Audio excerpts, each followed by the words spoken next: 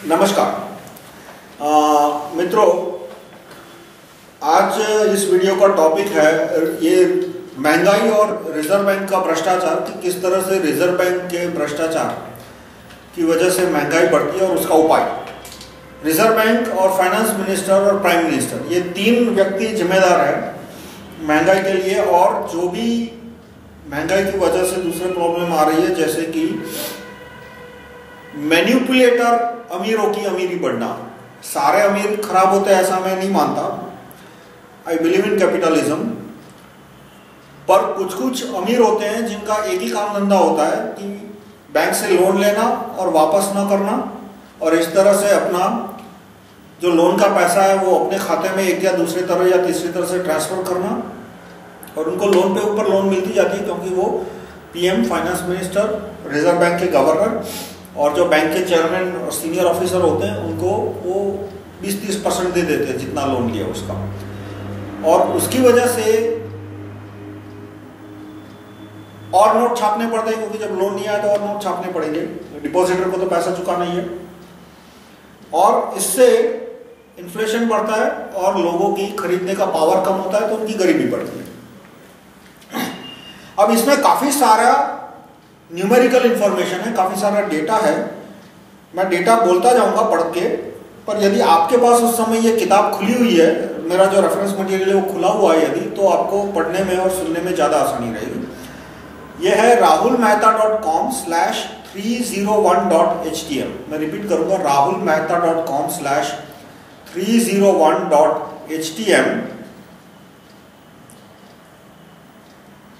और उसमें है chapter 23, right to recall group proposals to improve RBI reduce inflation, की किस तरह से हम आरबीआई का भ्रष्टाचार कम कर सकते हैं, रिजर्व बैंक ऑफ इंडिया को सुधार सकते हैं, इन्फ्लेशन कम कर सकते हैं, और बैंकिंग सिस्टम का जो फंडामेंटल फ्लॉ है कि बैंक है वो हवा में से रुपया पैदा करता है और उस पर भी वो इंटरेस्ट चार्ज करता है, और उस फ्लॉ की वजह से परमानेंट एक सिस्टमिक क्राइसिस आती रहती है, वो कैसे हम कम कर सकते हैं, वो सारा मैंने चैप्टर 23 में दिया है, rahulmehta.com/301.htm के चैप्टर 23 में। तो पहले तो रुपया क्या है, रुपया क्या है यानी कि रुपये की लीगल डेफिनेशन क्या है। इकोनॉमिक्स वाले कुछ भी उटपटांग डेफिनेशन बोलते रहते हैं कि M1, M0, M3, M4, पता नहीं 15 तरह के रुपये उनकी किताब में मिलेंगे। मैं ये पूछ रहा हूं और कह रहा हूं कि लीगल डेफिनेशन क्या है rupee as defined by Reserve Bank of India. Economics के टेक्स्ट बुक कोई कानून की किताब नहीं है, कोई अथॉरिटी नहीं है, वो तो पेड इकोनॉमिस्ट ने जिसने जितना जिस हिसाब से पैसा मिला उसके हिसाब से उटपटांग भाषा उसने उटपटांग कंसेप्ट उसने लिख दिया। रिजर्व बैंक की डेफिनेशन क्या है, रिजर्व बैंक M3 को डिफाइन करता है। M3 भारत में जितना रुपया है रिजर्व बैंक M3 उसको बोला जाता है रिजर्व बैंक की डेफिनेशन में। M3 क्या है कि M3 के 5 कंपोनेंट है रिजर्व बैंक की परिभाषा में। वो आपको रिजर्व बैंक के वेबसाइट पे मिल जाएगा, उनका जो वीकली बुलेटिन होता है, फोर्टनाइटली बुलेटिन होता है, उसमें एक तो कि जितना करेंसी है आपकी जेब में, मेरी जेब में, किसी की अलमारी में, सारा करेंसी नोट जितना रिजर्व बैंक ने छापा है माइनस जो कि बैंक की तिजोरी में पड़ा है। जो रुपया बैंक की तिजोरी में पड़ा है वो M3 में काउंट नहीं होता। क्यों? क्योंकि वो ऑलरेडी दूसरे कंपोनेंट में काउंट हो गया। दूसरा कंपोनेंट कौन सा है? पासबुक। आपके पास जो भी पासबुक है, या तो करंट अकाउंट है तो करंट अकाउंट का स्टेटमेंट है, या तो फिक्स डिपॉजिट है तो उस पर जो लिखा है फिक्स डिपॉजिट 10 लाख की, 5 लाख की, और उस पर जितना एक्रूड इंटरेस्ट है, यानी कि savings plus current account plus fix deposit plus accrued interest, वो ऐड कर लो, वो एक दूसरा कंपोनेंट हुआ। उसके बाद का कंपोनेंट हुआ कि फाइनेंस मिनिस्ट्री ने जितना कॉइन्स छापे हैं, कुछ कुछ कॉइन्स जो है जैसे 25 पैसे का सिक्का, 50 पैसे का सिक्का, वो फाइनेंस मिनिस्ट्री छापती है, और मतलब मिंटिंग बोलते हैं। वो बहुत बड़ी रकम नहीं है, सिर्फ 10,000 करोड़ यानी प्रति हिंदुस्तानी मुश्किल से 100 रुपया भी नहीं है।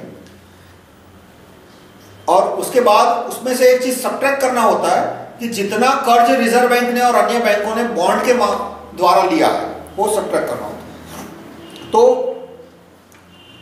M3 कितना है आज के हिंदुस्तान में, अभी के हिंदुस्तान में? मेरा जो इंफॉर्मेशन है वो थोड़ा सा पुराना है, अप्रैल 2010 का है, क्योंकि ये आर्टिकल मैंने अप्रैल 2010 में लिखा था। तो अप्रैल 1951 में प्रति हिंदुस्तानी M3 था 64 रुपीज, यानी सारे हिंदुस्तान का currency note, savings account, current account, fixed deposit, उसके ऊपर एक्रूड इंटरेस्ट, सिक्के, सब मिला के उस समय की आबादी से डिवाइड करो। उस समय आबादी थी 36 करोड़। तो एक हिंदुस्तानी प्रति हिंदुस्तानी था 64 रुपीज।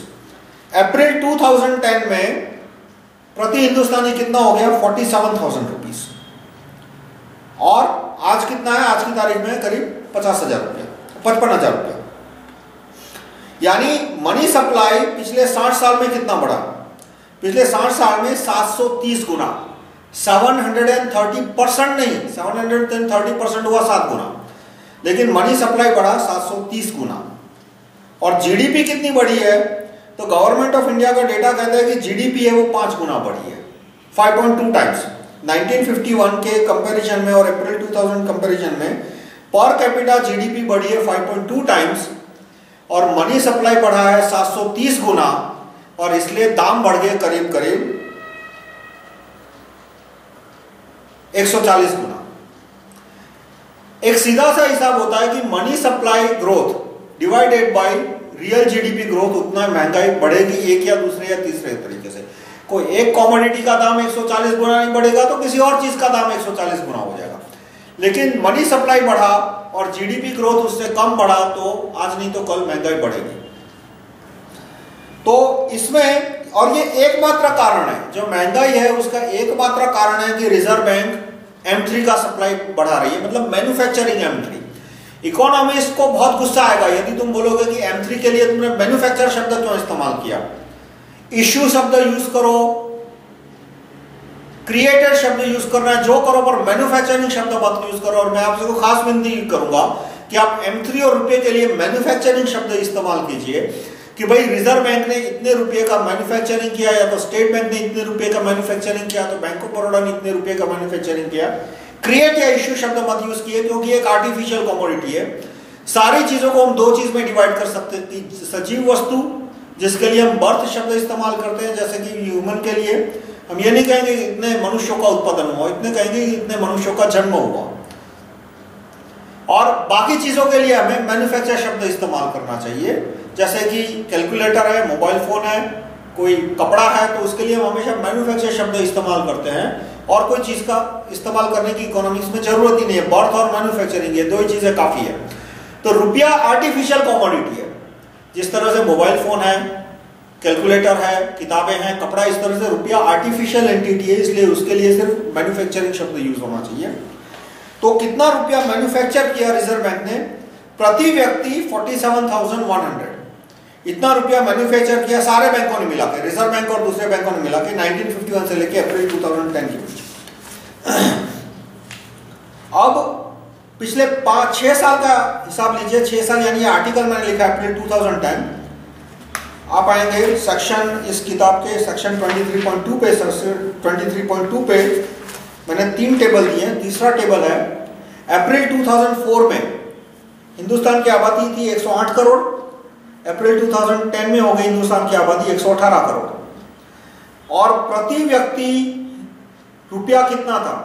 M3 प्रति व्यक्ति रुपया था 18,000 रुपया 2004 में, अप्रैल 2004 जब मनमोहन सिंह प्रधानमंत्री बने। और अप्रैल 2010 में कितना रुपया हो गया? 47,000। यानी इतना रुपया उत्पादन किया सारे बैंकों ने मिलकर, रिजर्व बैंक, स्टेट बैंक सब मिलके, कि रुपये पर कैपिटा रुपये का सप्लाई हो गया 2.5 टाइम्स यानी 2.5 गुना, जबकि जीडीपी कितना बढ़ा था? 50% यानी 0.5 टाइम्स। यानी रुपी वॉल्यूम बढ़ा 2.5 टाइम्स, जीडीपी सप्लाई बढ़ा 0.5 टाइम्स, यानी चीजों के दाम है वो डबल हो गया औसतन। कुछ चीज के दाम 10 गुने होंगे, हो सकता है कुछ चीज के दाम सिर्फ 50% या 10-20% बढ़े, जैसे कि गेहूं का दाम, तो वो डबल नहीं हुआ। गेहूं का दाम कुछ 20% बढ़ा, लेकिन जमीन का दाम वो कुछ जगह डबल हो गया, कुछ जगह 4 गुना हो गया, कुछ जगह 10 गुना हो गया। तो इस तरह से अलग अलग चीज़ों के दाम अलग अलग रेशो में बढ़ेंगे, पर ओवरऑल प्राइस इंक्रीज होगा 200%, क्योंकि मनी सप्लाई बढ़ा था पिछले 6 सालों में 2.5 टाइम्स हुआ था और जीडीपी ग्रोथ हुआ था 0.5 टाइम्स। अब शब्द आता है, यानी कि महंगाई जो है वो होती है क्योंकि M3 का उत्पादन होता है। तो सवाल आता है कि M3 का उत्पादन इंडिया में कौन करता है? M3 यानी रुपी वॉल्यूम। तो M3 का उत्पादन आप मानते होंगे कि रुपया सिर्फ रिजर्व बैंक मैन्युफैक्चर करता है। ये बात 20% सच है और 80% झूठ है। क्यों? क्योंकि जितना M3 आज हमारे बीच है उसका 20% रिजर्व बैंक ने उत्पादन किया है और बाकी 80% दूसरे बैंकों ने उत्पादन किया है। State bank of India, bank of Baroda, private bank भी उसमें आ गए। इन बैंकों ने रुपये का M3 का उत्पादन किया है। करेंसी नोट जो है उसका उत्पादन सिर्फ रिजर्व बैंक करती है। 500 के नोट, 1000 के नोट, 20 के नोट, उसका उत्पादन सिर्फ रिजर्व बैंक करती है। पर M3 के डेफिनेशन में उसका हिस्सा सिर्फ 20% है। बाकी 80% है वो fix deposit certificate, passbook, current account का स्टेटमेंट। उसका उत्पादन किसने किया है? उसका उत्पादन किया है स्टेट बैंक ऑफ इंडिया ने, अन्य सरकारी बैंकों ने और कुछ प्राइवेट बैंकों ने। और इसमें कुछ फ्रॉड लीगल सेंस में नहीं है। क्यों लीगल सेंस में फ्रॉड नहीं है? क्योंकि रिजर्व बैंक ने उन्हें परमिशन दी है कि आप नोट का उत्पादन नहीं कर सकते, लेकिन फिक्स डिपॉजिट सर्टिफिकेट का उत्पादन कर सकते हो, सेविंग्स मनी का उत्पादन कर सकते हो, सेविंग्स रुपी का उत्पादन कर सकते हो। रिजर्व बैंक ने उनको छूट कैसे दी है? पार्लियामेंट ने उन्हें छूट दी है। पार्लियामेंट ने जो reserve Bank of India act, RBI act 1935 में अंग्रेजों ने बनाया था और पार्लियामेंट ने उस एक्ट को पुनः मान्यता दी। 1951 में अमेंडमेंट करके उस एक्ट को चालू रखा, तो उस एक्ट को मान्यता मिल गई और उसके आधार पर रिजर्व बैंक ने एक लिस्ट बनाई है कि कौन कौन सी बैंकों को हम लाइसेंस दे रहे हैं रुपी क्रिएशन का। उसको वो शेड्यूल बोलते हैं। लाइसेंस शब्द का इस्तेमाल नहीं करना, इसलिए उन्होंने शेड्यूल शब्द का इस्तेमाल किया है। पर वो एक तरह से लाइसेंस ही है कि रिजर्व बैंक ने इतनी इतनी बैंकों को लाइसेंस दिया है। वो लाइसेंस कैसे मिला कि उसमें से कुछ एक तो सरकारी बैंक है, लेकिन प्राइवेट बैंक है, वो फाइनेंस मिनिस्टर, प्राइम मिनिस्टर, इन सबको रिश्वत देते हैं बड़े पैमाने पे, इसलिए उनको रुपी मैन्युफैक्चरिंग का लाइसेंस मिल जाता है। तो वो एक भ्रष्टाचार का केस हो गया।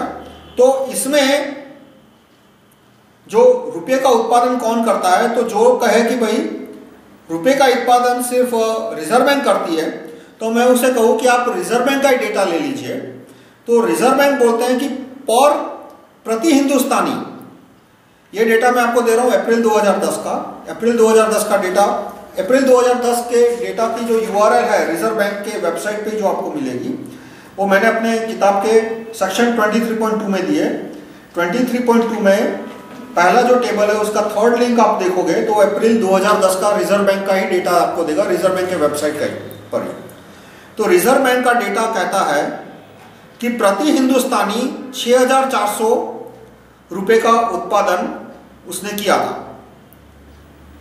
अप्रैल 2010 तक, और प्रति हिंदुस्तानी रुपया कितना था? 47,000 M3 पर इंडियन M3 था 47,000 और पर इंडियन रुपी करेंसी नोट 500 के नोट, 1000 के नोट सारे मिला के वो थे 6400 रुपया। यानी कि रिजर्व बैंक का वेबसाइट खुद कहता है, और इसमें आप फाइनेंस मिनिस्टर के कॉइन्स निकाल लीजिए तो प्रति हिंदुस्तानी हुआ 92 रुपीज, वो भी आप निकाल दीजिए। फिर rupee manufactured by RBI in form of deposit. RBI दो तरह से रुपए का उत्पादन करता है, एक तो करेंसी नोट छाप के, और कभी कभी कुछ बैंक ने मान लो पुराने नोट लौटा है और फिर रिजर्व बैंक उनको पूछती है कि भाई नए नोट चाहिए, और वो बैंक बोलेगी अभी नहीं चाहिए, अभी हमारे पास सफिशिएंट है। तो रिजर्व बैंक सिर्फ उनके खाते में उतना पैसा ऐड कर देती है, उसको बोलते हैं डिपॉजिट इन RBI बुक। वो भी एक तरह का रुपया हो गया।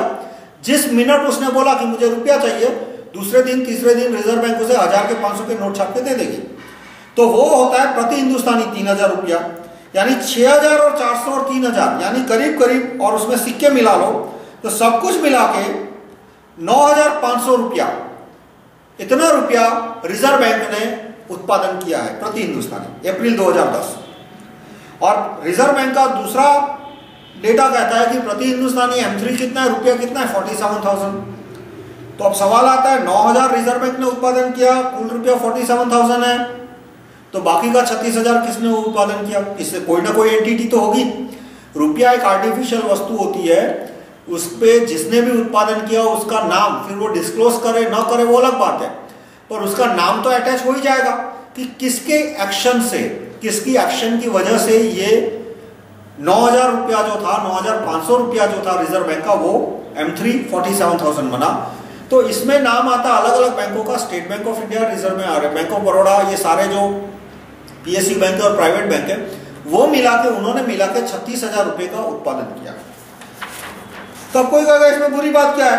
स्टेट बैंक ऑफ इंडिया भी तो गवर्नमेंट बैंक है, भले उसने रुपये का उत्पादन किया, प्राइवेट बैंक है लेकिन उसने रिजर्व बैंक की लाइसेंस लेके किया है, रिजर्व बैंक का उस पर सुपरविजन है। इसमें प्रॉब्लम ये आती है कि रिजर्व बैंक जो पैसा उत्पादन करती है वो सीधा सरकार को जाता है, तो उस पर सरकार के घपले होते हैं, करप्शन होता है, पर कम से कम हमें पता लगता है कि भाई राजा ने ये घपला किया। भले सुप्रीम कोर्ट ने 3 साल तक एक्शन नहीं लिया, लेकिन जिस दिन घपला किया उस दिन हमें पता तो लग ही गया था, उसी दिन दूसरे दिन पता लग गया था कि राजा ने घपला किया। फिर इसी तरह से गवर्नमेंट के अंदर ट्रांसपेरेंसी है थोड़ी बहुत, उससे पता लग जाता है। लेकिन स्टेट बैंक ऑफ इंडिया या प्राइवेट बैंक जब रुपए का उत्पादन कैसे करती है, तो कैसे करती है? 2 तरीके हैं। एक तरीका है कि वो गवर्नमेंट को लोन पे देती है, गवर्नमेंट बॉन्ड खरीद के या दूसरे किसी तरीके से, और दूसरा तरीका है वो प्राइवेट कंपनी को लोन देती है। प्राइवेट कंपनी को लोन देती है, प्राइवेट इंडिविजुअल को लोन देती है, तो उसमें कुछ 1/3 हिस्सा जो है वो उन्होंने गवर्नमेंट को लोन पे दिया है बॉन्ड के तरफ से, और बाकी 2/3 जो है वो प्राइवेट कंपनियों को दिया है। थोड़ा सा एस्टिमेट दूं तो प्रति हिंदुस्तानी जो मैंने आपको कहा कि 36,000 रुपये का उत्पादन किया है अन्य बैंकों ने, उसमें से कुछ 23,000 उन्होंने प्राइवेट बैंक कंपनियों को और प्राइवेट आदमियों को लोन देके उत्पादन किया, और बाकी कुछ 13,000 जितना उन्होंने सरकार को लोन पे दिया। तो जो सरकार को लोन पे दिया उसमें भी गलती सरकार की, वो तो साफ साफ है यदि पैसा मिसमैनेज होता है तो। अब प्राइवेट में 2 प्रकार के लोन है, एक तो जो छोटे आदमियों को देते हैं, जैसे घर का लोन है, या तो ऑटो का लोन है, या तो छोटे मोटे किसी को रोजगार के लिए 1,00,000 2 लाख को लोन दिया। उस लोन में, उसमें जिस आदमी को लोन दिया उसका इंडिविजुअल का नाम उसमें अटैच होता है। और कुछ कुछ लोन होते हैं जो कि कंपनियों को दिए जाते हैं, और प्रोजेक्ट लोन होते हैं जिसमें किसी तरह का कोलेट्रल नहीं होता। जैसे घर के लिए लोन दिया तो उसमें घर कोलेट्रल है, उस आदमी ने पैसा नहीं चुकाया, बैंक है वो घर को ऑक्शन कर देगी, ऑक्शन का पैसा बैंक में आ जाएगा। लेकिन जो प्रोजेक्ट लोन होते हैं वो सिर्फ प्रोजेक्ट प्लान रखा जाता है और उसके ऊपर 200-500 करोड़ के लोन मिल जाते हैं। अब उस प्रोजेक्ट लोन में पैसा वापस आएगा या नहीं, तो वो जिस आदमी ने प्रोजेक्ट लोन दिया उसकी नीयत पे डिपेंड करता है। उसकी नीयत है कि नहीं, उसको सचमुच देश में उद्योग बढ़ाने हैं, वो खुद भी उसको बड़ा उद्योगपति बन के बहुत सारी नाम हासिल करना है और पैसा हासिल करना है, पावर हासिल करना है, तो वो उद्योग चलाएगा। लेकिन मान लो वो कबाड़ी टाइप हुआ बिजनेसमैन कि पैसा लो और चलते बनो, तो वो 500 करोड़ 1000 करोड़ का लोन लिया, वो पानी में गया। इतना ही नहीं, इसमें से कुछ और भी होते हैं कि इस 1000 करोड़ के लोन का क्या करो, तो कि इस 1000 करोड़ के लोन से और रिश्वत दो और 2000 करोड़ का लोन दो, यानी उद्योग कभी वो डालते ही नहीं है, बस लोन लेते रहते हैं और जितना लोन मिला उतना पैसा घर भेज दिया, और उसमें से जो पैसा घर भेजा उसमें से और रिश्वत देके और लोन लिया। और अधिकतर उद्योगपति दोनों काम करते हैं, वो फैक्ट्री भी चलाते हैं और साथ साथ में इस तरह के लोन भी लेते रहते हैं जिसमें वो पैसा वापस नहीं करते। तो ये जो बिना कोलेट्रल का लोन दिया जाता है वो महंगाई की जड़ है। जो आदमी ने लोन लिया, उद्योग चलाया, लोन का पैसा वापस चुका दिया, उसे महंगाई नहीं बढ़ी। पर जिस आदमी ने लोन लिया, पैसा गायब कर दिया या तो घर ले गया, वो लोन वापस नहीं करेगा, तो जब डिपॉजिटर को तो पैसा चुकाना है, स्टेट बैंक हो या कोई भी बैंक हो, डिपॉजिटर को पैसा नहीं चुकाया तो बैंक डूब जाएगी, बैंक को बैंकरप्सी डिक्लेयर करनी पड़ेगी। इसलिए फिर नोट छापो या तो और M3 का उत्पादन करो, यानी जो आदमी लोन नहीं चुका रहा उसकी वजह से बड़े पैमाने पे M3 का उत्पादन होता है। फिर लोन चुकाने वाला, न चुकाने वाला कोई भी हो, वो बड़ा उद्योगपति हो या छोटा आदमी हो, लोन नहीं चुकाया यानी समझो कि उतना महंगाई पे असर पड़ेगा। पर अधिकतर लोन न चुकाने के किस्से होते हैं वो बड़े उद्योगपतियों के होते हैं, या तो प्रॉक्सी के द्वारा होते हैं। प्रॉक्सी के द्वारा कैसे होते हैं कि आपने 2-1 साल पहले अखबार में पढ़ा होगा कि सरकार ने 50,000 करोड़ के किसानों के ऋण माफ कर दिए। तो कागज पे ऐसा लगेगा कि इससे तो छोटे आदमियों ने लोन नहीं चुकाया, किसान वगैरह, पर असल में वो स्टेप किसके लिए किया गया था? वो ट्रैक्टर कंपनियों के लिए किया गया था। एक बहुत बड़ी ट्रैक्टर कंपनी है, नाम नहीं लूंगा क्योंकि मेरे पे डिफेमेशन का केस अनाप हो जाएगा। उस ट्रैक्टर कंपनी ने फाइनेंस मिनिस्टर को रिश्वत दी थी कि आप ये किसानों के ट्रैक्टर के लोन माफ करवा दो। क्यों? क्योंकि यदि ट्रैक्टरों के लोन माफ नहीं किए होते तो बैंक है वो ट्रैक्टर ले लेती, ट्रैक्टर ऑक्शन कर देती, ऑक्शन कर देती तो ट्रैक्टर तो वापस वो किसान ले ही आता, या तो कोई और ले आता तो वो किसान को किराए पे देता। अंत में जो ट्रैक्टर इकोनॉमी है वो तो रहने वाला है, लेकिन नए ट्रैक्टर नहीं बिकते क्योंकि इतने सारे ट्रैक्टर सेकंड हैंड मार्केट में आ जाते हैं ऑक्शन के लिए कि उस कंपनी के एक भी नए ट्रैक्टर नहीं बिकते, तो उस कंपनी का मुनाफा कम हो जाता। यानी उस बड़ी कंपनी ने फाइनेंस मिनिस्टर, प्राइम मिनिस्टर वगैरह को रिश्वत दी, या तो सुपर प्राइम मिनिस्टर को, कि आप ये 50,000 करोड़ के ट्रैक्टर लोन और बहुत सारे किसानों के लोन है वो माफ करवाओ ताकि हमारे ट्रैक्टरों का उत्पादन चालू रहे। तो इनडायरेक्टली ये प्रॉक्सी हुआ कि फायदा हुआ था बड़े उद्योगपति के लिए, बस छोटे आदमी है वो उसके प्रॉक्सी बन गए। फिर इसी तरह से लोन दी जाती है छोटे आदमी को, लेकिन कब? जब वो ट्रैक्टर खरीदेगा तब। यानी फायदा किसको हुआ? ट्रैक्टर बनाने वाले को। तो ये इसी तरह, और जो प्रोजेक्ट लोन होते हैं वो 200-500 करोड़ के लोन बिना कोलेटरल दिए जाते हैं, वो तो सारे बड़े उद्योगपतियों को ही दिए जाते हैं। तो इस तरह से बहुत सारा पैसा सरकार का प्राइवेट में चला गया जब उस उद्योगपति ने लोन का पैसा वापस नहीं किया, और वो लोन का पैसा वापस ना आने की वजह से फिर डिपॉजिटर को पैसा चुकाना, इसलिए सरकार नोट छापती है। अब ये जो रुपये का उत्पादन है उससे कैसे को एक ईमानदार आदमी की वेल्थ कम होती है कि मान लो मेरे जेब में 100 रुपया है, आपके जेब में 100 रुपया है, और जिसके भी जेब में जितना भी रुपया है, किसके जेब में करोड़ है, किसी के जेब में 10 रुपया है, और सब मिला के हमारा पर पर्सन रुपया होता है 100 रुपया पर पर्सन। अब मान लो रिजर्व बैंक है वो 10,000 करोड़ रुपया छाप के किसी को दे देती है, तो ऑटोमेटिकली उस आदमी की परचेसिंग कैपेसिटी बढ़ गई, और उस आदमी की परचेसिंग कैपेसिटी बढ़ गई, वो सामान खरीदने जाएगा, उसके पास 10,000 करोड़ रुपया, वो सामान खरीदेगा तो चीजों के दाम बढ़ जाएंगे। अब मेरे जेब में तो जो 100 रुपया या आपके जेब में 100 रुपया हो तो 100 रुपये का 100 रुपया ही रहा, क्योंकि जो नया पैसा उत्पादन हुआ वो हमें तो मिला नहीं, आपको मिला नहीं, उस आदमी को मिला, तो हमारा परचेसिंग पावर कम हो गया 100 रुपये का। यानी एग्जाम्पल दूं कि मान लो 100 रुपये में 2 लीटर दूध आता था, अब जिस आदमी को पैसा मिला वो दूसरे दिन क्या बोलेगा कि भाई मुझे वो मान लो रोज का 1 लीटर दूध खरीदता था, तो आज बोलेगा मुझे 2 लीटर दूध दो, साथ में मुझे 100 ग्राम बटर दो, साथ में मुझे 100 ग्राम चीज दो। तो ऑटोमेटिकली उसने ज्यादा, तो दूध वाला दूसरे दिन दाम बढ़ा देगा कि भाई इतना सारा दूध बिक गया और कस्टमर लाइन में खड़े थे, तो क्यों मैं दूसरे दिन में चीज के दाम बढ़ा दूं। यानी जब मनी सप्लाई बढ़ता है तो चीजों के दाम बढ़ते हैं। तो जो नया रुपया मैन्युफैक्चर हुआ वो जिस आदमी को मिला उसको चांदी चांदी हो गई, उस आदमी की इकोनॉमी खिल गई। लेकिन जिस आदमी को नया रुपये का जो उत्पादन हुआ, जो नए जिस आदमी को नहीं मिला, वो रिलेटिवली पहले जितना था उसकी कंपैरिजन में वो गरीब हो गया, कम अमीर हो गया या गरीब हो गया, जो भी बोलो। तो इस तरह से दूसरी तरह से इसी चीज को देखो तो जो 100 रुपए का जो 10,000 करोड़ का उत्पादन किया, उसका मतलब क्या हुआ कि मेरी जेब से, आपसी जेब से रिजर्व बैंक ने 10-10 रुपया ले लिया और उस आदमी को दे दिया।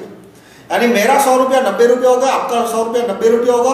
लेकिन वो छीना झपटी होती तो हमें पता लग जाता, पोल खुल जाती। इसलिए छीना झपटी ना हो, इसलिए रिजर्व बैंक के डायरेक्टर ने दूसरी तरह से उनको लूट लिया। रिजर्व बैंक के डायरेक्टर ने नोट छाप के उसको दे दिए।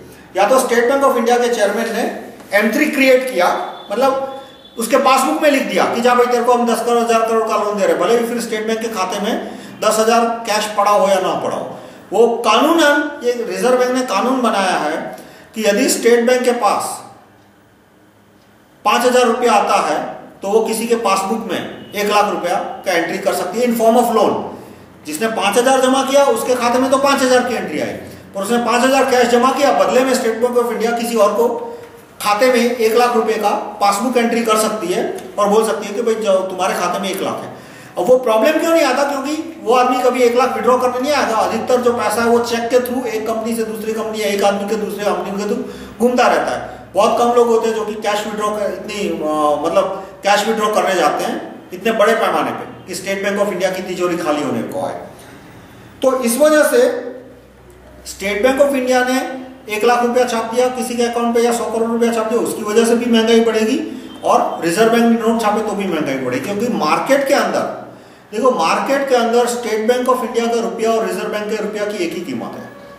मार्केट इसको देखता ही नहीं है कि स्टेट बैंक का रुपया है वो कम कीमत का, रिजर्व बैंक ऑफ रुपया का अलग अलग कीमत है, दोनों की सेम कीमत है। फिर ये बात अलग है कि मान लो आप सब्जी खरीदने जाओगे तो वो आपका चेक नहीं लेगा, वहां पे वो कैश मांगेगा, तो चलो सब्जी वाले के वहां आरबीआई नोट की वैल्यू है, कैश की वैल्यू नहीं है। लेकिन कुछ ईमानदार बिल्डर है जो कि 100% चेक से ही लेते, वो कैश लेते ही नहीं है, 5,000 रुपया भी कैश नहीं लेते, 20 लाख का मकान हो या 1 करोड़ का मकान हो। कुछ ईमानदार लोग होते हैं जो 5,000 रुपया भी कैश नहीं लेते, वो यही बोलते हैं कि भाई सारा का सारा पैसा दे दो, तो वहां आपके आरबीआई के नोट काम नहीं आएगा, आपको स्टेट बैंक ऑफ इंडिया का ही नोट काम आएगा। पर ये स्टेट बैंक ऑफ इंडिया का पासबुक एंट्री काम आएगा किसी और बैंक का, पर ये दोनों फ्रीली कन्वर्टेबल है। 1-2 दिन की देर लगेगी। मान लो सब्जी वाले ने आपको बोला कि भाई मैं स्टेट बैंक ऑफ चेक नहीं लूंगा, तो क्या आप एटीएम जाके पैसा निकाल के उसको दे दो, तो ठीक है 2-3 घंटे लगे, पर इकोनॉमिक पॉइंट ऑफ व्यू से तो दोनों कन्वर्टेबल है। आपके पास 20 लाख रुपए का आरबीआई का नोट है, मतलब हजार के नोट है, बिल्डर बना करता है, तो बैंक में डाल के उसका चेक बना के ले लो, यदि व्हाइट मनी है तो।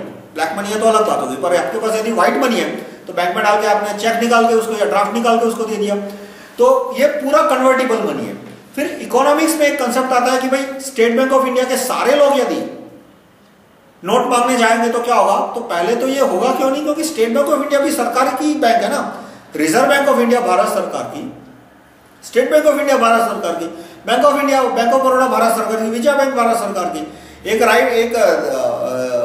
रिजर्व बैंक को आप राइट जेब मान लो, तो state bank of India, Vijaya bank वो गवर्नमेंट की लेफ्ट जेब है। तो ऐसा तो नहीं होगा कि लेफ्ट जेब पैसा में खत्म हो गया और राइट जेब में पैसा पड़ा है। यदि स्टेट बैंक ऑफ इंडिया के पास नोट खत्म हो जाते हैं तो स्टेट बैंक के पास पावर है कि वो रिजर्व बैंक से रुपया मांगे। रिजर्व बैंक के पास पावर है कि वो स्टेट बैंक के बॉन्ड खरीद के स्टेट बैंक ऑफ इंडिया को जितने नोट चाहिए उतने दे दे। 1000 के, 10,000 के, 10,000 के नोट नहीं है, पर रिजर्व बैंक को छापना हो तो 10,000 के भी छाप सकती है, लाख के भी छाप सकती है, कोई पाबंदी नहीं है उसके ऊपर। वो कल मान लो 1 करोड़ का नोट छापना चाहती है तो रिजर्व बैंक है उसको सिर्फ फाइनेंस मिनिस्ट्री से अप्रूवल लेना पड़ेगा कि भाई मेरे को नोट कम पड़ रहे, 1 करोड़ का नोट छापने दो। आधे घंटे का काम है, यदि फाइनेंस मिनिस्टर ने अप्रूव कर दिया तो करोड़ का नोट भी छाप सकती है। यानी स्टेट बैंक ऑफ इंडिया कभी खाली नहीं होने वाला, क्योंकि रिजर्व बैंक के पास पावर है कि वो अनलिमिटेड नोट छाप के स्टेट बैंक ऑफ इंडिया को जरूर पड़ने पे दे सकती है। यानी मार्केट के अंदर और प्रैक्टिकल पॉइंट ऑफ व्यू से स्टेट बैंक ऑफ इंडिया के रुपये और रिजर्व बैंक के रुपये के बीच में कोई तफावत ही नहीं है, कोई कंपैरिजन, कोई डिफरेंस नहीं है। तो ये मैंने समस्या का वर्णन किया कि महंगाई क्यों बढ़ती है, क्योंकि reserve Bank of India, state bank of India रुपया क्रिएट मैन्युफैक्चर करते हैं, M3 मैन्युफैक्चर करते हैं। और M3 क्यों मैन्युफैक्चर करना पड़ता है, क्योंकि बहुत सारे उद्योगपति है जो कि लोन ले जाते हैं और पैसा वापस नहीं करते, उन्हीं की वजह से इतना सारा रुपया मैन्युफैक्चर करना पड़ता है। जो इकोनॉमिस्ट कहते हैं कि पॉपुलेशन बढ़ी इसलिए रुपये मैन्युफैक्चर किया, ये 90% झूठ है, 10% सच है। 10% सच क्यों, क्योंकि पॉपुलेशन बढ़ी है 2% और मनी सप्लाई बढ़ा है per year 20% on an average. पिछले 10 साल का एवरेज बता रहा हूँ। पिछले 10 साल में पॉपुलेशन ग्रोथ हुआ है कुछ 1 to 2% और मनी सप्लाई 2% और मनी सप्लाई बढ़ा है अबाउट 20%। तो यदि पॉपुलेशन ग्रोथ की वजह से पैसा छापना पड़ता तो 2% छापना पड़ता। फिर दूसरा झूठ ये लोग बोलते हैं कि भाई जीडीपी बढ़ी इसलिए छापना पड़ा, तो भाई जीडीपी बढ़ी 7% और मनी सप्लाई बढ़ा 20%, तो ये कुछ 60% झूठ हो गया। यदि जीडीपी के बढ़ने से मनी सप्लाई बढ़ाया है तो जीडीपी से मनी सप्लाई से 7% बढ़ना चाहिए था, 8% बढ़ना चाहिए था। तो नोट छापने का सबसे बड़ा कारण ये होता है कि जो लोग लोन ले जाते हैं, बहुत सारे उद्योगपति है, वो पैसा वापस नहीं करते और वो जो पूरा पैसा है वो पीएम से लेके PM, finance minister, reserve bank के डायरेक्टर, रिजर्व बैंक के डिप्टी डायरेक्टर और फिर स्टेट बैंक ऑफ इंडिया के चेयरमैन, अलग अलग बैंकों के चेयरमैन, इन लोगों में रिश्वत के तौर पे बढ़ जाता है। तो ये हुई समस्या। उपाय जो मैं प्रपोज कर रहा हूं वो है right to recall Reserve Bank of India governor. देखो ये जो नोट छप रहे हैं वो रिजर्व बैंक ऑफ गवर्नर के सिग्नेचर के बिना नहीं छप सकते। रिजर्व बैंक ऑफ इंडिया का गवर्नर, आरबीआई गवर्नर जब बोलेगा कि नोट छापो तभी नोट छपते हैं। यानी यदि नोट छपने का सिलसिला कम करना हो नागरिकों को, तो नागरिकों की आरबीआई गवर्नर के ऊपर लगान होनी चाहिए। आरबीआई के गवर्नर में डर होना चाहिए कि भाई उसने बहुत ज्यादा नोट छापे तो नागरिक उसको नौकरी से निकाल देंगे। इसलिए right to recall RBI governor, वो मैंने प्रोसीजर डिस्क्राइब किए 23.8। पूरा प्रोसीजर क्लॉज डिस्क्राइब किया है कि किस तरह से भारत के नागरिक रिजर्व बैंक के गवर्नर को बदल सकते हैं। इसके सारे क्लॉज कॉन्स्टिट्यूशनल हैं। मैंने बहुत सारे वकीलों को दिखाया, उन्होंने गलती ढूंढने की बहुत कोशिश की, उनको कोई गलती नहीं मिली, इसलिए अब वो बोलते हैं कि ये कानून उन्होंने पढ़ा ही नहीं है, क्योंकि वो बोलेंगे कि पढ़ा है तो फिक्स में आ जाएंगे, तो ये पढ़ा है तो बताओ क्या गलती है इसमें, क्या अनकॉन्स्टिट्यूशनल है। इसलिए वो दो बात आपको कहेंगे कि एक तो right to recall RBI governor unconstitutional है, और जब आप उनसे पूछोगे कि भाई बताओ इसका कौन सा आर्टिकल, कौन सा क्लॉज अनकॉन्स्टिट्यूशनल है, तो वो बोलेगा कि ये कानून मैंने पढ़ा ही नहीं है, बिना पढ़े उन्होंने बोल दिया कि अनकॉन्स्टिट्यूशनल है। उसके बाद right to recall SBI chairman. SBI वो सरकार का दूसरा हाथ है बैंकिंग सिस्टम में। एक हाथ है रिजर्व बैंक ऑफ इंडिया जो कि हाई लेवल ऑपरेशन करता है, और जो रिटेल लेवल के और मिडिल लेवल के ऑपरेशन करता है गवर्नमेंट के, वो एसबीआई। तो right to recall SBI chairman, इससे ये दूसरा सॉल्यूशन है। अब जो बेसिक प्रॉब्लम आता है बैंकिंग सिस्टम का कि धड़ाधड़ नोट छापते हैं या तो M3 मैन्युफैक्चर करते हैं, फिर वो आरबीआई या एसबीआई, उसका उपाय क्या है? तो कुछ लोग उसका उपाय बोलते हैं कि सोने को करेंसी कर देना चाहिए। मैं उसको नहीं मानता। क्यों नहीं मानता? क्योंकि सोना है वो दूसरा देश आके लूट सकता है, और यदि दूसरे देश ने आके सोना लूट लिया तो इकोनॉमी बंद हो जाएगी। तो जबकि ये जो वर्चुअल करेंसी है उसका फायदा क्या है कि दूसरा देश उसे लूट नहीं सकता। दूसरा भी सोने का प्रॉब्लम है कि सोना यदि मैं अपने पास रखूंगा तो मुझे ट्रांसफर करने में प्रॉब्लम होगी। मान लो मुझे दिल्ली चेक भेजना है, तो आज मैं दिल्ली चेक कैसे भेजता हूँ? मैंने चेक भेज दिया, वो जब दिल्ली में जमा करेगा तो मेरे खाते में से उसके खाते में पैसा ट्रांसफर हो जाएगा। लेकिन सोना यदि इंडिविजुअल के पास है तो मुझे सोना उसको फिजिकली भेजना पड़ेगा, और यदि मुझे बैंक के जरिए भेजना है चेक के लिए तो मुझे सोना बैंक में रखना पड़ेगा। तो प्रॉब्लम वही है कि कल बैंक वाला यदि सारा सोना लेके भाग गया तो।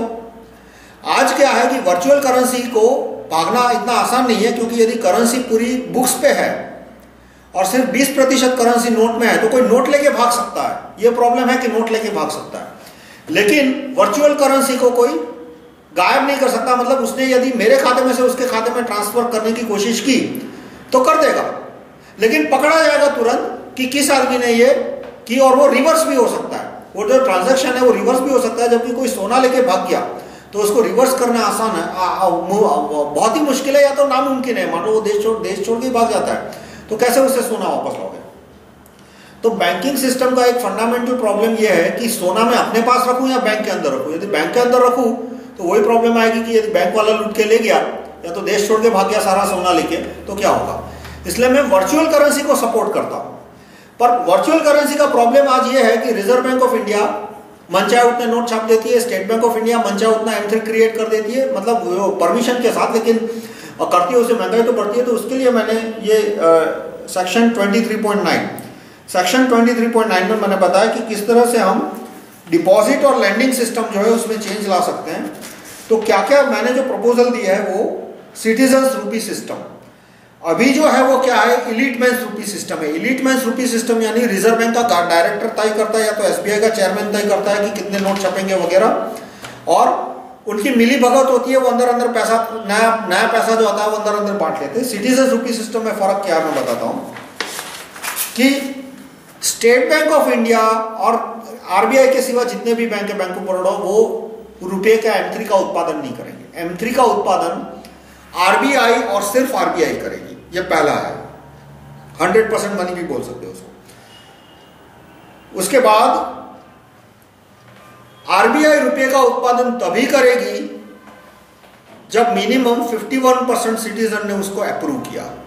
यानी कि रिजर्व बैंक का चेयरमैन है वो प्रपोजल रखेगा कि भाई मैं इतने रुपये का उत्पादन करूंगा। मान लो उसने प्रपोजल रखे कि मैं 2 लाख करोड़ का उत्पादन करूंगा, और उसने फिर वो प्लान रखेगा कि 2 लाख करोड़ में से इतना पैसा इसको जाएगा, इतना पैसा इसको जाएगा, इतना पैसा इसको जाएगा, इस डिपार्टमेंट को जाएगा, इस डिपार्टमेंट को जाएगा वगैरह।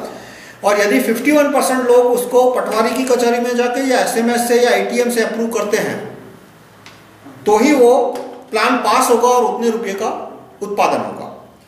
तो फर्क क्या है कि आज गिने चुने लोग, पीएम फाइनेंस मिनिस्टर और जो लोबियां, रिजर्व बैंक के गवर्नर और जो लोबियां उनको रिश्वत देती है या तो जो लोबियां उनको कंट्रोल करती है मीडिया के द्वारा या तो जुडिशरी के द्वारा उन लॉबियों के आधार पे उनको नोट छापने के डिसीजन लेने पड़ते हैं। जबकि मैंने जो सिस्टम प्रपोज की उसमें उन लॉबियों का कोई रोल नहीं रहेगा, क्योंकि वो लॉबियाँ 51% पॉपुलेशन को तो दबा नहीं सकती।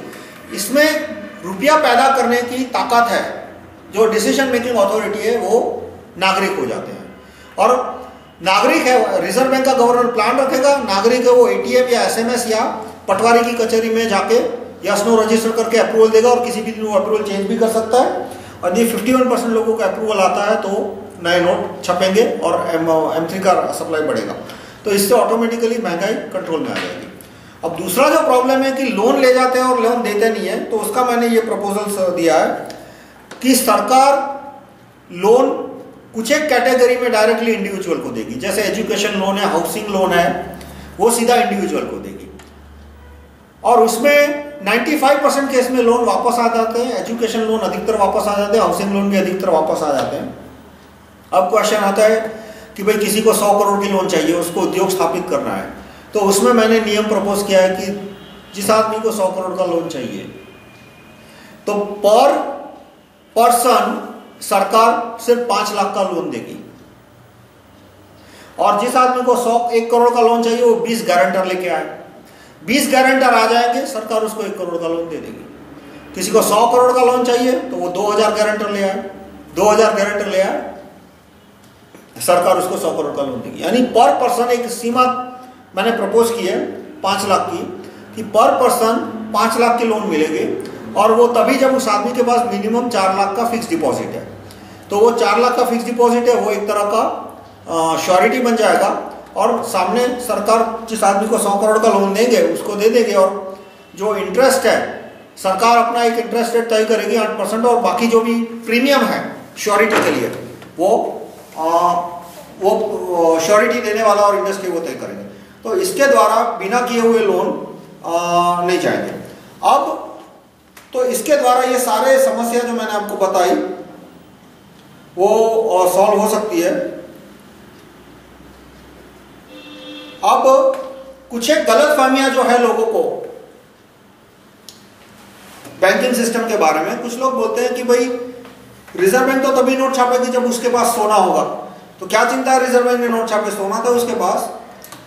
भाई मैं कहूंगा कि आपके जो इकोनॉमिक्स के प्रोफेसर हैं, या तो आप जो भी इकोनॉमिक्स का कॉलम पढ़ते हो अखबार में, वो सर से पांव तक बिका हुआ आदमी है कि उसने आपको यह भी नहीं बताया कि गोल्ड रिजर्वेशन का जो लॉ है वो 1951 में ऑफिशियली अबॉलिश हो गया था। मैं आंकड़े के तौर पे कहूं तो आज प्रति हिंदुस्तानी 9000 रुपये का करेंसी नोट छापे हैं रिजर्व बैंक ने प्रति हिंदुस्तानी, और रिजर्व बैंक के पास सोना कितना है प्रति हिंदुस्तानी, सिर्फ 1000 रुपया। रिजर्व बैंक के वेबसाइट पे पहले पेज पे मैंने जो यहाँ पे डॉक्यूमेंट दिया है सेक्शन 23.2 में, सेक्शन 23.3 में मैंने यूआरएल दी, उसमें से 2 यूआरएल है वो रिजर्व बैंक के डॉक्यूमेंट पे ही आपको ले जाएंगे। उस डॉक्यूमेंट में आप टेबल नंबर 1 देखोगे, वो आपको बताएगा कि कितने करेंसी नोट है। टेबल नंबर 2 में आप देखोगे कि रिजर्व बैंक के पास कितना सोना है। थोड़ा सा कैलकुलेशन करना पड़ेगा, सोने को जो भी पर तोला भाव है वो लगा के आप देख लीजिए कितना कन्वर्जन होता है। आपको पता लग जाएगा कि जितने करेंसी नोट है उसका 1/10 ही सोना रिजर्व बैंक के पास है। मतलब ये गोल्ड लॉ वो 1942 में कमजोर हो गया सेकंड वर्ल्ड वॉर की वजह से। रिजर्व बैंक ने नोट छापने शुरू कर दिए थे, सोना नहीं था तो भी, और 1951 में ऑफिशियली अबॉलिश हो गया। अब रिजर्व बैंक के कानून क्या है कि वो उतने नोट छापेगी जितना उसके पास गोल्ड प्लस फॉरेन करेंसी होगा। फॉरेन करेंसी को वो रिजर्व मानते हैं। वो क्यों? क्योंकि रिजर्व बैंक है वो हमारी गुलामी कायम रखने की एक संस्था है। रिजर्व बैंक के पीछे का इतिहास इस तरह से है कि अंग्रेज ने जब देश छोड़ा तब अंग्रेजों की काफी सारा पावर अमेरिका के हाथ में आ गया था, क्योंकि द्वितीय विश्व युद्ध में ब्रिटेन कमजोर हो गया और अमेरिका पावरफुल हो गया था। और उसमें यह भी था कि अमेरिका और यूरोप की काफी सारी जो इलीट थे, जो धनिक लोग थे, वो अमेरिका में शिफ्ट हो गए थे, इसलिए पावर सेंटर अमेरिका बन गया था। तो उन्होंने देखा कि हम हिंदुस्तान पे अपना शासन कैसे करें। हिंदुस्तान तो छोड़ के जाना पड़ेगा क्योंकि नेवी का विद्रोह हुआ था और सुभाष चंद्र बोस जीवित थे, ऐसी मान्यता थी। कुछ लोग मानते थे कि मर गए हैं, कुछ लोग मानते थे कि वो जीवित थे, लेकिन तय नहीं था, कोई सबूत नहीं था कि सुभाष चंद्र बोस की मृत्यु हो चुकी है। और एक शंका थी कि सुभाष चंद्र बोस भारत में आके बड़े पैमाने पे सेना के अंदर विद्रोह करा सकते। ये उस समय की कुछ मान्यताएं थी, इसलिए अंग्रेजों को लगा कि अब भारत छोड़ना पड़ेगा ऑफिशियली, तो किसके द्वारा हम अपना शासन भारत में करें। तो 2-3 ऑप्शन थे कि कांग्रेस के द्वारा। तो कांग्रेस में उनके टॉप लेवल पे बहुत सारे एजेंट थे, जैसे जवाहरलाल गाजी और दुरात्मा गांधी, ये सब अंग्रेजों के ही चमचे थे। पर कमी यह थी कि कांग्रेस में ग्रासरूट का भी रोल था। तो ग्रासरूट ने यदि सरदार वल्लभ भाई पटेल जैसे को पीएम बना दिया, तो या तो एक जनरेशन के बाद दूसरी जनरेशन के बाद जैसे जैसे नए नेता आएंगे कांग्रेस में, उसमें देश के लोग आते जाएंगे, यानी विदेशों के एजेंटों का पावर कम हो जाएगा। यानी कांग्रेस एक एंटिटी थी जिसके द्वारा वो कंट्रोल कर सकते इंडिया को, पर वो डिपेंडेबल एंटिटी नहीं थी। दूसरा था आईएएस। अधिकतर आईएएस जो उस समय थे 1947 में, वो ब्रिटिशर के लिए वफादार थे, लेकिन आईएएस में भी वही था कि हर साल रिटर्न एग्जाम होगा, नए लोग आएंगे और वो लोग तो ब्रिटेन को वफादार नहीं रहेंगे। तो 2 एंटिटी उन्होंने पसंद की कि जिसके द्वारा वो देश पे सत्ता कर सके। एक तो थी हमारे सुप्रीम कोर्ट और हाई कोर्ट और reserve Bank of India. Supreme court में क्या था कि जज के लड़के जज बनते हैं, हाई कोर्ट में भी जज के लड़के जज बनते हैं। जज के लड़के या तो उनके रिश्तेदार, या तो कभी पब्लिक प्रोसिक्यूटर का रिश्तेदार जज बनेगा और जज का रिश्तेदार है वो पब्लिक प्रोसिक्यूटर बनेगा। मतलब थोड़ा बहुत उनमें हेर फेर होता रहता है। या तो कोई जज का लड़का है वो यूनिवर्सिटी का वाइस चांसलर बनेगा, यूनिवर्सिटी का वाइस चांसलर का भतीजा है वो जज बनेगा। थोड़ा इंटेलेक्चुअल और जज में भी क्रॉस ओवर होता है। पर अंग्रेजों ने जुडिशरी में अपने जो खास चमचे थे उनको बिठा दिया, और जुडिशरी इस तरह से वो रखे गए कि जज के लड़के या जज के रिश्तेदार जज बनेंगे। और इस तरह से उन्होंने एक ऐसी फोर्स इंडिया में रहेगा which will be loyal to the foreigners. और दूसरा था रिजर्व बैंक ऑफ इंडिया, कि रिजर्व बैंक ऑफ इंडिया में भी उन्होंने अपने आदमी रखे और एक तरह का दबाव डायरेक्टली या इनडायरेक्टली प्रधानमंत्रियों के, क्योंकि रिजर्व बैंक का जो आदमी आएगा वो लंदन स्कूल ऑफ इकोनॉमिक्स का होना चाहिए या हार्वर्ड का होना चाहिए। तो इसके द्वारा उन्होंने कैसे ये डोमिनेशन इन्फोर्स किया कि यदि किसी आदमी को आरबीआई में सीनियर पोजीशन चाहिए तो उसको लंदन स्कूल ऑफ इकोनॉमिक्स में जाना पड़ेगा। वहां उसको वो इवोल्यूएट करेगी कि ये आदमी अंग्रेजों का गुलाम बन के रहेगा या उसमें नेशनलिस्टिक टेंडेंसी है। यदि उसमें राष्ट्रवादी टेंडेंसी है तो उसको वो रिजर्व बैंक में सीनियर पोजीशन मिलेगी नहीं। यदि वो गुलाम मानसिकता का है, मनमोहन सिंह जैसे, तो ही उनको रिजर्व बैंक में सीनियर पोजीशन मिलेगी। तो रिजर्व बैंक है वो कंट्रोल, विदेशों का कंट्रोल, यानी अमेरिका का, ब्रिटेन का कंट्रोल चालू रखने के लिए एक संस्था थी। Right to recall RBI governor आएगा तो ये बंद हो जाएगा सब कुछ, क्योंकि उस समय आरबीआई का गवर्नर है वो सीधा प्रजा के कंट्रोल में होगा। यानी right to recall RBI governor इसको खत्म कर देगा इस पूरे प्लान को। पर जो भी प्लान रहा उसकी वजह से ये कानून बना आरबीआई के अंदर कि आरबीआई उतने ही नोट छापेगी जितना उनके पास डॉलर होगा। यानी किसी ने $1 जमा किया तो रिजर्व बैंक 50 रुपया छाप के देगी, किसी ने वो डॉलर वापस ले लिया तो रिजर्व बैंक 50 रुपया मार्केट से वापस ले लेगी। तो अभी सोने का स्टैंडर्ड मैं कहूंगा 1951 में अबॉलिश हो गया। और यदि आपके मन में मान्यता है कि रिजर्व बैंक सोने के सामने रुपया छापती है तो मैं कहूंगा कि आपके इकोनॉमिक्स कोर्स जिसने पढ़ाया उसको जाके 2 चापट मारिए, और जो आदमी के आप इकोनॉमिक्स के कॉलम पढ़ रहे हैं उसके वो एक सर से पांव तक झूठा आदमी है, यानी वो सच छुपाने वाला आदमी है। 2 प्रकार के झूठे होते हैं, एक तो जो झूठ बोलता है, ऐसे झूठे तो कम मिलेंगे, एक्सपोज हो जाएंगे, लेकिन कुछ लोग होते हैं जो सच को छुपाते हैं, इंपॉर्टेंट सच को। तो एक इतना बड़ा महत्व का सच उसने आपसे छिपाया कि गोल्ड स्टैंडर्ड 1950 में ऑफिशियली अबॉलिश हो गया था। तो वो आदमी सच छुपाने वाले झूठा है, और उस झूठे को आपको हमेशा के लिए बॉयकॉट कर देना चाहिए। उसको बोलो कि भाई इतना महत्वपूर्ण सच आपने हमें बताया नहीं, आज से मैं आपका बॉयकॉट कर रहा हूं। तो मैं समराइज करूंगा, रिजर्व बैंक महंगाई क्यों बढ़ती है? क्योंकि रिजर्व बैंक नोट छापता है और स्टेट बैंक ऑफ इंडिया वगैरह M3 का उत्पादन करती है। M3 क्या है? रुपये की लीगल डेफिनेशन। इकोनॉमिक्स वालों को जो बोलना है बोले। M3 की लीगल डेफिनेशन क्या है वो आपको रिजर्व बैंक के वेबसाइट पे मिलेगी। उनके जो M3 का काउंट है कि M3 प्रति हिंदुस्तानी है 60,000 रुपया, तो उससे आपको मिल जाएगी कि भाई M3 की डेफिनेशन क्या। कोई तो डेफिनेशन होगी जिसके आधार पर उन्होंने ये आंकड़ा दिया। महंगाई क्यों बढ़ती है? क्योंकि M3 का उत्पादन होता है। M3 का उत्पादन क्यों होता है? क्योंकि कुछ एक झूठे उद्योगपति है जो कि उद्योग के नाम पे पैसा ले जाते हैं, लोन वापस नहीं करते और नोट छापने पड़ते हैं, महंगाई बढ़ जाती है। महंगाई का दुष्परिणाम क्या है? नोट छपे, जिस आदमी को नोट मिले, नए छपे हुए नोट, वो मालामाल हो गया। जिस आदमी तक, यानी जो गरीब आदमी है, नीचे के आदमी है, जिनके पॉलिटिकल कॉन्ट्रैक्ट कम है, बैंकों के साथ कॉन्ट्रैक्ट कम है, उनको नोट नहीं मिले या तो बहुत बाद में मिलेंगे, साल 2 साल 5 साल बाद उनको नोट नहीं मिले, उनकी परचेसिंग पावर कम हो गई, वो रिलेटिवली गरीब हो गए। इसका उपाय क्या है? Right to recall RBI governor, यानी कि पब्लिक आरबीआई गवर्नर को निकाल सके। Right to recall SBI governor chairman, यानी पब्लिक एसबीआई चेयरमैन को निकाल सके। दूसरा, SBI can not manufacture M3, only RBI can manufacture M3, इस तरह का कानून पास किया जाए। और आरबीआई मैन्युफैक्चर कब करेगा नए M3 का? सिटीजन के अप्रूवल के बाद, यानी 51% पॉपुलेशन अप्रूव करेगी, उसके बाद ही नोट छपेंगे। और ये कोई महंगा काम नहीं है। पिछले साल M3 सप्लाई बढ़ा था कुछ 7 लाख करोड़, 7 लाख करोड़ M3 सप्लाई बढ़ा था। यदि हर एक आदमी पटवारी की कचहरी में जाके यस नो करता है तो खर्चा कितना आएगा? पूरे देश का खर्चा आएगा 200 करोड़। तो कहां 7 लाख करोड़ का 200 करोड़। और यदि ये प्रोसीजर एटीएम और एसएमएस पे आ जाएगी तो खर्चा कम हो जाएगा 2-5 करोड़।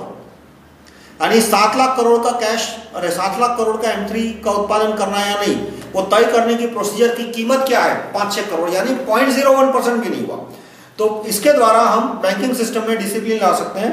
और लोन देने की बात आई एंड में, तो कुछ इंडिविजुअल लोन दिए जाएंगे, हाउसिंग लोन, एजुकेशन लोन, और जो बाकी बड़े लोन है उसके लिए जिस आदमी को 100 करोड़ का लोन चाहिए वो 2-3 हजार गारंटर ले आए, जिसको 10,000 करोड़ का लोन चाहिए वो 2 लाख गारंटर ले आए। मतलब कि आपके पास जितने गारंटर होंगे उस हिसाब से आपको इंडस्ट्रियल लोन मिलेगी। गारंटर नहीं है तो लोन नहीं मिलेगी। तो इसके द्वारा हम ये करेंसी प्रॉब्लम को सॉल्व कर सकते हैं। धन्यवाद।